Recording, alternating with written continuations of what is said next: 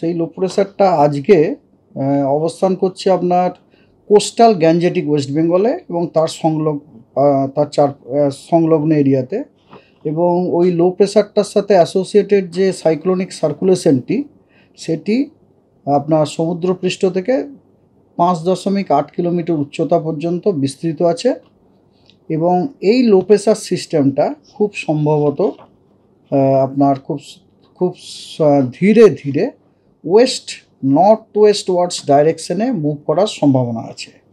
এবং মুভ করার সময় ও নর্থ উড়িষ্যা, গ্যাঞ্জেটিক ওয়েস্ট বেঙ্গল এবং ঝাড়খণ্ড ক্রস করার সম্ভাবনা আছে নেক্সট দুদিনে।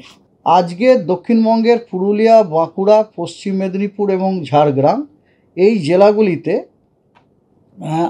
বিক্ষিপ্তভাবে দু এক জায়গায় থান্ডারস্টর্ম, লাইটনিং, ঝোড়ো হাওয়া 30 থেকে 40 কিলোমিটার প্রতি ঘন্টায় এবং তার সাথে বিক্ষিপ্তভাবে দু এক জায়গায় হেভি থেকে ভেরি হেভি রেনফল হওয়ার প্রবল সম্ভাবনা রয়েছে।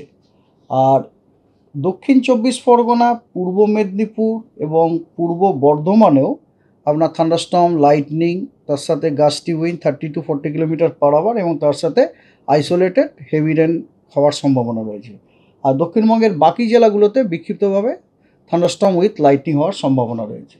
উত্তরবঙ্গের সব জেলাগুলোতেই থান্ডারস্টর্ম উইথ লাইটনিং হওয়ার সম্ভাবনা আছে এবং তার সাথে দার্জিলিং, জলপাইগুড়ি এবং আলিপুরদুয়ার এই 3টি জেলাতে বিক্ষিপ্তভাবে ভারী বৃষ্টির সম্ভাবনা রয়েছে আজকে।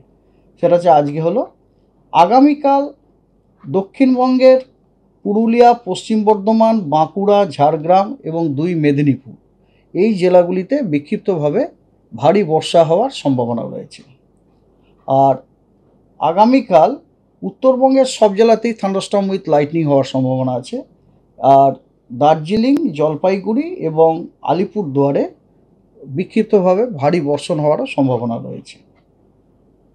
2 তারিখে দক্ষিণবঙ্গে কোথাও ভারী বর্ষণের কোনো সতর্কবার্তা নেই, তবে উত্তরবঙ্গের আপনার একদম উত্তরে যে 5টা জেলা, প্রত্যেকটা জেলাতেই কিন্তু বিক্ষিপ্তভাবে ভারী বর্ষার সম্ভাবনা রয়েছে এবং উত্তরবঙ্গের সব জেলাগুলোতেই বিক্ষিপ্তভাবে থান্ডারস্টর্ম উইথ লাইটনিং হওয়ারও সম্ভাবনা আছে।